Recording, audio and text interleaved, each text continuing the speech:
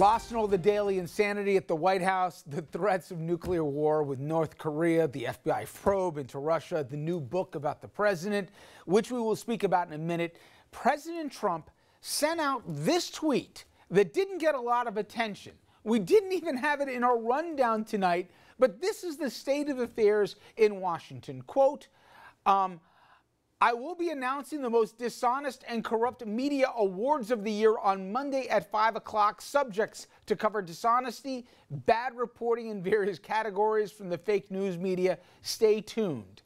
Again, that's our president, and that isn't even on the radar of what we would normally be talking about. Think about it. The president of the United States here, Stephen Colbert, well, certainly he didn't miss an opportunity to opine on this. Here's what he had to say on his show last night. I'm excited for the most dishonest and corrupt media awards of the year, or as we call them in the biz, the fakies, because nothing gives you more credibility than Donald Trump calling you a liar. And I, of course, don't want to get snubbed. That's why tonight, and this is true, wow, I have placed a billboard in Times Square, the failing New York Times Square, and purchased a full-page ad on my Twitter feed with a for-your consideration ad. I'm hoping to be nominated in all categories. Us too. Okay, anyway, I mention all this because this is the kind of craziness that we don't even mention anymore, in part because of days like today. We go to the book that I just mentioned. It's titled Fire and Fury Inside the Trump White House. Author Michael Wolff, he got incredible access to the White House. I'll talk more about that later. He conducted more than 200 interviews with Trump senior staff over a period of 18 months. Now, the book, it contains so many incredible revelations.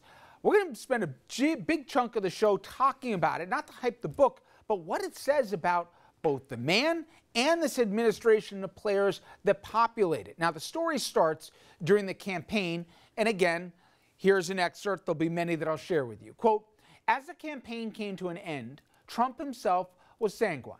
His ultimate goal, after all, had never been to win. This is bigger than I ever dreamed of, he told Roger Ailes a week before the election. I don't think about losing because it isn't losing.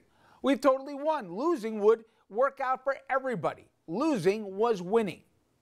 Now, fast forward to that Tuesday in November when he actually did win. Quote, shortly after 8 p.m. on election night, when the unexpected trend, Trump might actually win, seemed confirmed, Don Jr. told a friend that his father, or DJT as he calls him, looked as if he had seen a ghost. Melania was in tears and not of joy. Then it was time to run the country, and Trump's management style just caused, well, let's just say the word chaos. Here is another quote from the book. Without a strong chief of staff at the White House, there was no real up and down structure in the administration, merely a figure at the top and everyone else scrambling for his attention. He didn't process information in any conventional sense. He didn't read. I stress that. He didn't read. He didn't really even skim. Some believed that for all practical purposes, he was no more than semi-literate. He trusted his own expertise, no matter how paltry or irrelevant, more than anyone else's. Trump has always been known for pitting people against one another, and that certainly didn't change when he moved into the Oval Office. Quote, if Bannon, Priebus, and Kushner were now fighting a daily war with one another, it was exasperated by the running disinformation campaign about them that was being prosecuted by the president himself. When he got on the phone after dinner, he'd speculate on the flaws and weaknesses of each member of his own staff. Bannon was disloyal. Priebus was weak. Kushner was a quote-unquote suck-up. Sean Spicer, stupid. Kellyanne Conway, a crybaby. Jared and Ivanka should never have come to Washington. By the way, the White House is calling the book complete fantasy. Trump's attorneys already threatening to sue, but the publisher late this afternoon said, trust me, we're releasing it, and we're releasing it right on schedule.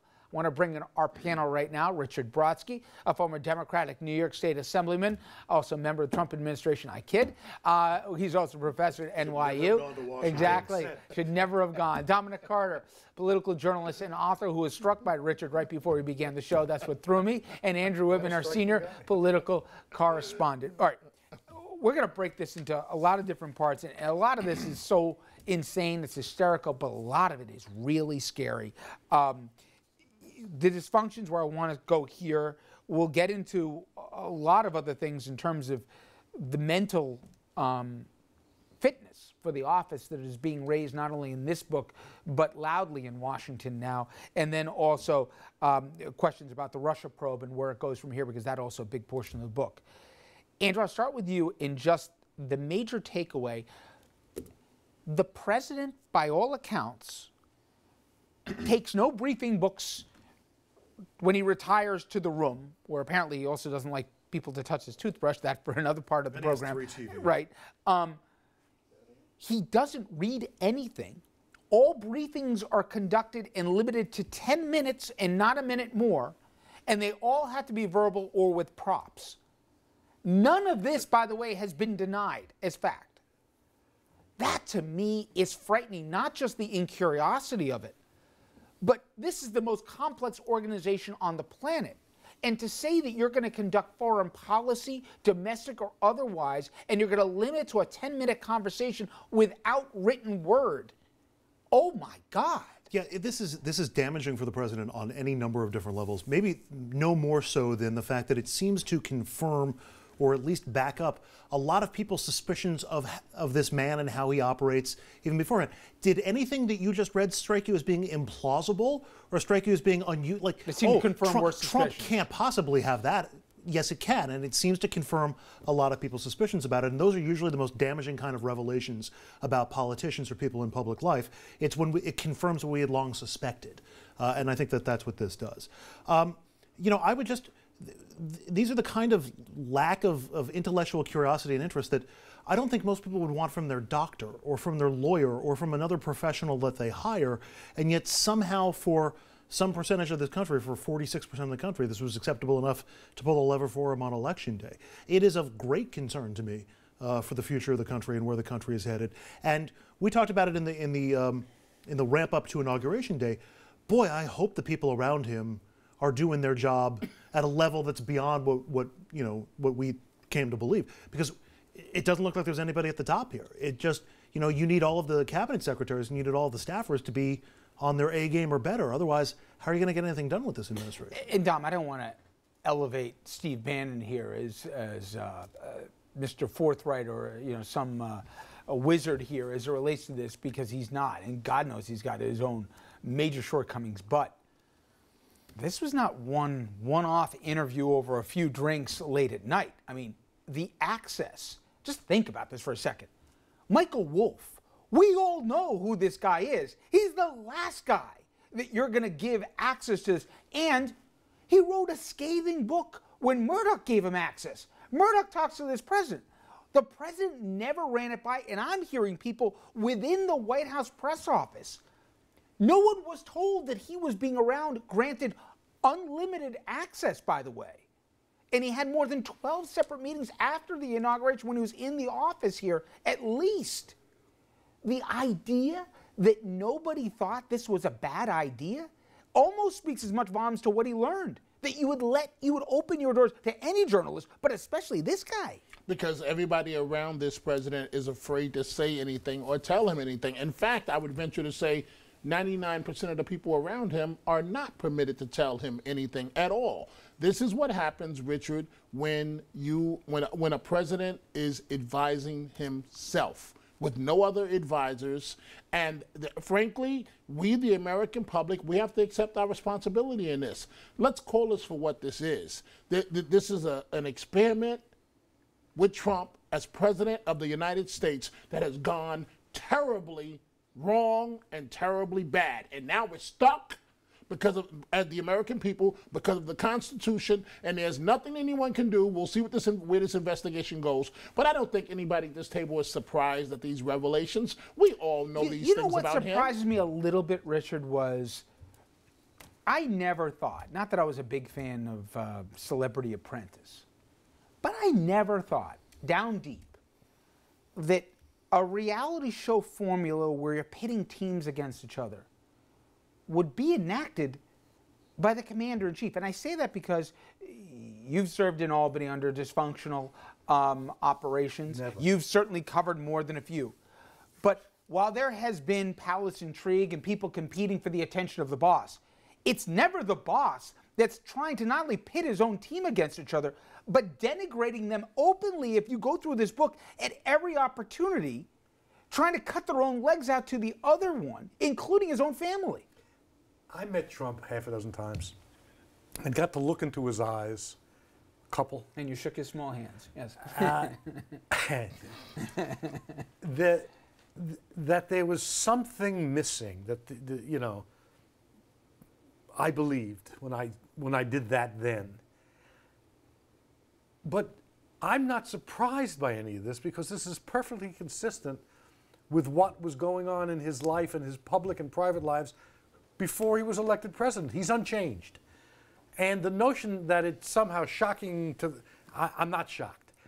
But what is becoming fascinating is you're seeing a bifurcation. His policies, mostly bad, are getting a pass. Oh, God. And his personal shenanigans and mental state are becoming the focus. And what's interesting, he just spent about a month keeping his mouth shut. Everything looked pretty good from his point of view. By Trump standards, but yeah. Yes. So that what the nation is focused on are issues of personal ability, mental stability, personal health, intelligence, ability to function as a human being or as a president, and what he's doing to the country. Oh yeah, that too. And there's something fundamentally wrong with that, not just for him, but for us. We are, I can't look away. And it's a disaster. There's only so much we can process at any one time. And with Trump, the personal has occluded the policy in a lot of different ways, because the policy is more nuanced and it requires more analysis and examination. Meanwhile, these anecdotes are easy for everybody to digest. Now, some of this is unsourced, guys. Really quickly, because I so much to get to tonight. I want to hit break. But one of the premises of the book was not just Trump, but the campaign inner circle never thought they'd win and privately didn't want to win. We'll talk more about Russia. But some of the actions taken in the 12 months of the campaign, you can look back in a prism and say, well, they were either the most reckless human beings on the planet, which I believe they were, but also they did it thinking, we're not going to have a microscope attached to us come November because we're not going to win. A lot of New Yorkers who know Trump were saying during this period he didn't really want to win.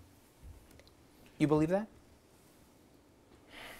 His ego would not let him give up. But I don't think he ever thought he'd be president. Look at what he did on the campaign trail. Yeah. He couldn't bring in a lot of people who had experience, because those were losers, and he wanted to separate himself from that. And then in the book, though, he said that he was surrounded by losers, and Hillary's team was surrounded by winners, Right. which was why he thought he definitely was going to lose. Right, right. But also that part of that's by design, because he wanted to separate himself from previous Republican candidates and previous Ask administrations. yourself this question: what is he good at? He's a great marketer. Salesman. He's a salesman and a marketer. He's a great distractor. And he's not stupid. Oh, no. I listen, I would never, it's not in my best interest. I'm an American citizen. I don't want my commander-in-chief. But the one overarching theme you get through this isn't just in curiosity. Closest allies to him say he's not only a word I can't say on TV as a person, for a personality, but they say he's stupid. That's the exact word they say time and time again. And by the way, they extend that also to a lot of the first family. All right, coming up next, we know he's, among other things, quirky. That's a polite way to put it here. But we also know he's paranoid. And that could be an understatement. We're going to get into some of the revelations in the book about just how much his habits and personal life are nothing short of shocking.